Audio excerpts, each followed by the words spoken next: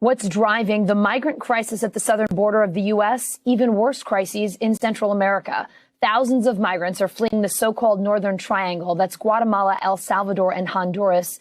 MSNBC anchor Ayman Mohyeldin is in Guatemala City, Guatemala, to show us what many migrants at our southern border are trying to escape. Ayman, great to see you. Thanks so much for reporting for us from Guatemala. I know you've spent the last few days in a rural part of that country. What's going on there? And what is driving people to leave their homes and make a journey to the U.S. that we know is just so dangerous? Yeah, it's so dangerous, and it is really a matter of life and death when you speak to the folks here. And that's what we've been seeing. We've been seeing desperate and dire conditions both in Guatemala City as well as in the rural parts. And some of that is as a result of natural disasters. Certainly the global pandemic brought on by the coronavirus has impacted that. And there are some structural issues as well. When you look at what has happened in the short term, you had two natural disasters, two hurricanes in recent years, coupled by, dry conditions, excess heat, also excess rainfall that have ruined a lot of the agricultural base of the farmers in this country that rely on that land for food and being able to take care of their families and earning a source of income. But we're also talking about the pandemic, and the pandemic has impacted people here in a place like Guatemala City. We spoke to one lady who is a mother of three. She works at a school where her children went to school.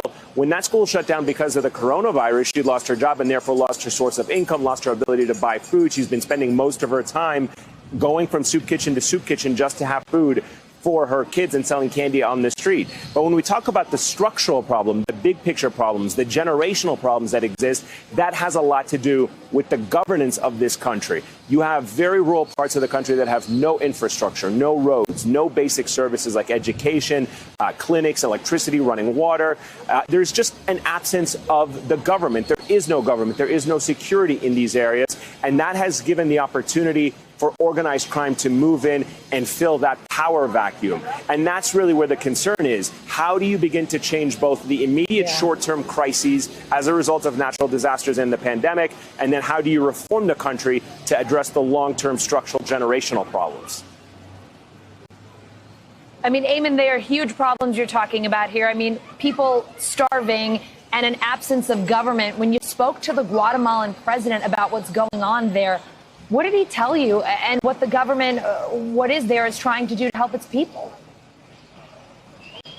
Yeah, so, they're trying to make a stark departure from the President Trump era. And now that you have President Biden, they're trying to say you don't need walls. You can't stop this or solve this with walls. What you need is a wall of prosperity. He wants to see more foreign investment in his country. He wants to see more assistance from the United States, not necessarily in direct money to his government, but more money in investing in programs that will help alleviate some of the suffering that takes place in this country. So he wants to make Guatemala a source of prosperity that would stop migrants from leaving this country wanting to stay here. His argument is very simple. If people have education, if they have health care, if they have jobs and are happy to live here, they're not going to want to go anywhere else. And when we spoke to him today, that's what he emphasized for us. But, when you speak to ordinary Guatemalans, they'll tell you that the government is absent in their life. They don't get any assistance or support from them. And that has been a major complaint. We spoke to one young man earlier in our trip here who told us about how the pandemic has impacted his life here, but also impacted his family in the United States, who sends back remittances to support him and his family. Take a listen to what he said. A mis papás les afectó, les quitaron el trabajo por un tiempo y él era el que sostenía la casa. Y como ya no iban a tener ingresos, entonces dijimos de que probablemente nos íbamos a quedar sin comer o íbamos a aguantar hambre por todo lo de la pandemia.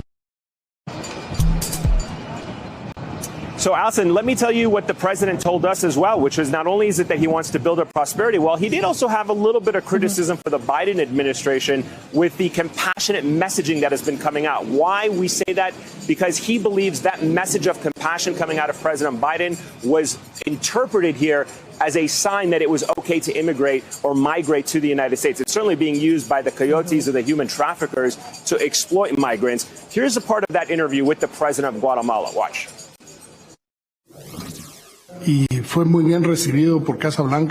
Our idea was received well by the White House, that we convert Guatemala into a prosperity wall. Physical walls don't stop people. Pero sin embargo, los muros de prosperidad. We've witnessed this. Si la gente tiene But trabajo, prosperity walls si la gente do. tiene salud, If si the la gente people tiene have jobs, educación, health, si la gente tiene education, vivienda y la gente housing, tiene seguridad, and security, no se va. they don't leave.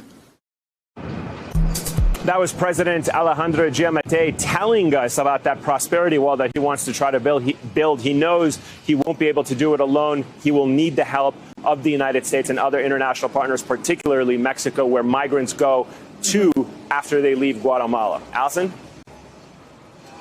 So, Ayman, he criticized the Biden administration. We know the administration put Vice President Harris in charge of trying to stem this flow of migrants. Do we know if she's planning to visit Guatemala or any other parts of the Northern Triangle to see what's going on where you are?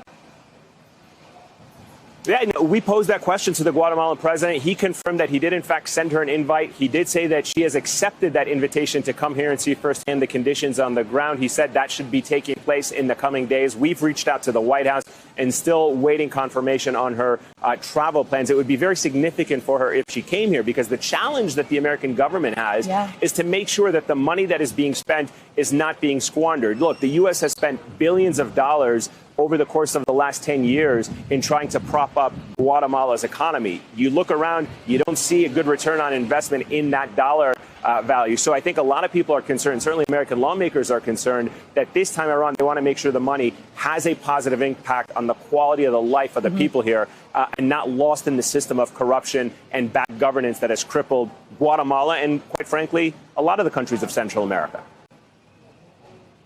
Yeah, Ayman, thank you so much for your reporting. We have talked so much about what's going on at our southern border. Thanks for showing us what's driving folks there so we can get a better understanding of what's happening here. Thank you. Hey, NBC News viewers, thanks for checking out our YouTube channel. Subscribe by clicking on that button down here and click on any of the videos over here to watch the latest interviews, show highlights, and digital exclusives. Thanks for watching.